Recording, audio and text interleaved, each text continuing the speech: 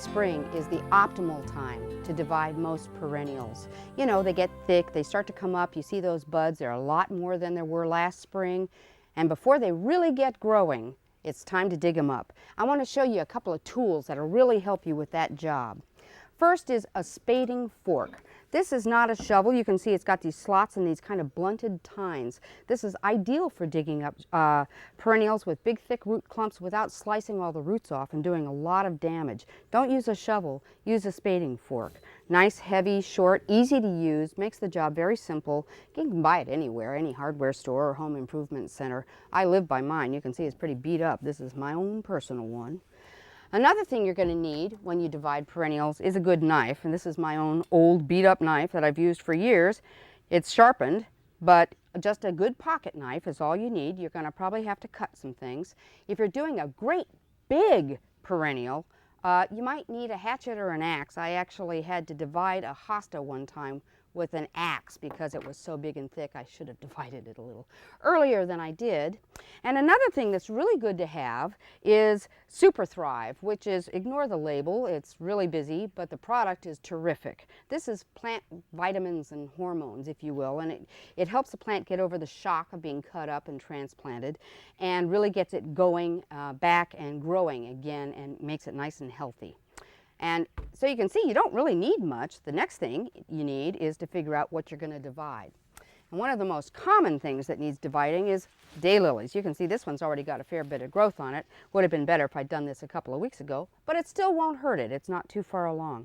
This is Happy Returns, which is one of those repeat blooming daylilies. And the repeat bloomers like Stella d'Oro and such, in particular, it's good to divide those every 3 years or so because they get so crowded, they're so vigorous that they just sort of crowd themselves out and you won't get the bloom that you want off of them. And with a daylily, you can see I've dug this up and there's a nice root ball here. I've washed off the root ball so I can see what's there. You can see all these sprouts coming up. Each one of these is potentially a new plant. I don't necessarily want that many.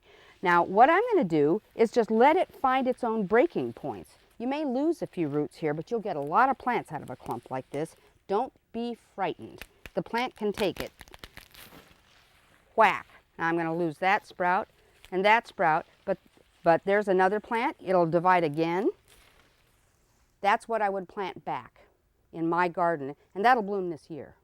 See, it's got some roots on it. It's got nice vigorous growth, and I would just continue dividing up these big chunks in the same way. They will find their own place to divide and break where there's the least connection between the thick roots. And that's a good way to do daylilies and do them really fast.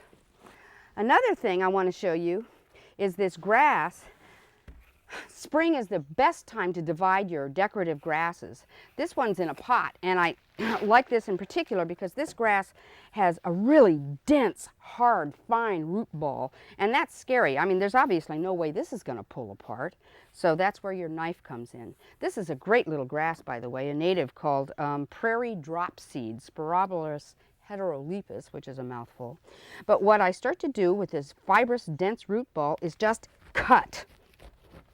Just cut out chunks. And you can see I'm going right into the middle of this crown of this plant, and it'll start to come apart. And each, you can see, and there are roots all through there. And I will cut this apart again, probably in about 4 or 5 little pieces. And each little piece, which will be like this, as long as it's got roots on the bottom, which this does, that will grow, this little tiny thing. And I'll make lots more plants out of this. Another type of plant that you get are these little ones with very thick stems right at the crown, and it can be confusing what to do. This is a tiarella, also known as foam flower, and this is another one where the knife comes in handy. And once again, don't be afraid to cut. It's the only way you'll ever get these guys apart. What you're looking for is a growing tip with roots. That will grow. And out of this little clump, I could get probably 8 or 9 good divisions out of this. And they increase very quickly when they're planted out. There's another interesting way to divide perennials, and this is something you do basically late winter, very, very beginning of spring, maybe February, early March. These have been in about a month. This is shooting star, and I'm talking about root cuttings of a very interesting type. What you do with these thick-rooted things, like shooting star, bird's foot violet is another one that does this, and Stokes aster, Stokesia or Stokesia, are often propagated this way. Each of these plants has these thick, ropey roots that lead up to a rosette of foliage. And what you do is you take the ropey root and you pull up on it toward that rosette. It'll break off with a little piece of the crown tissue, which will sprout. You can see here, this is the old root from last year that I pulled off, and these are all the new little roots coming out and the sprout. So off each one of those little roots will make a brand new plant. All you do is pull those off, lay them down horizontally. See all those nice new roots coming off? Nice white roots. Lay them down horizontally in a little flat. This is vermiculite I've covered them with just to keep them moist. And put them in a bright spot. Let them sit for a while and you'll see sprouts starting to come up. Now, one thing about after you divide these plants and you're planting them out, you're going to water them in with that solution of Super Thrive that I talked about. And don't use too much Super Thrive. More is not better. It says a drop a gallon, a drop or 2 drops literally is all you need.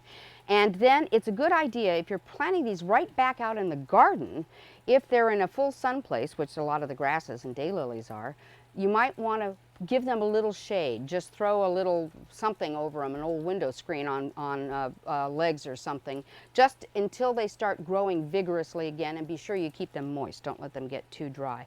But in spring, they'll come back quickly, and then once you see them actively growing again, you've got it. And you've got a lot more plants that you can give away to your friends. If you're planting them up in pots to give away, just stick those in a bright spot that doesn't get a lot of hot sun just after you divide them and plant them up.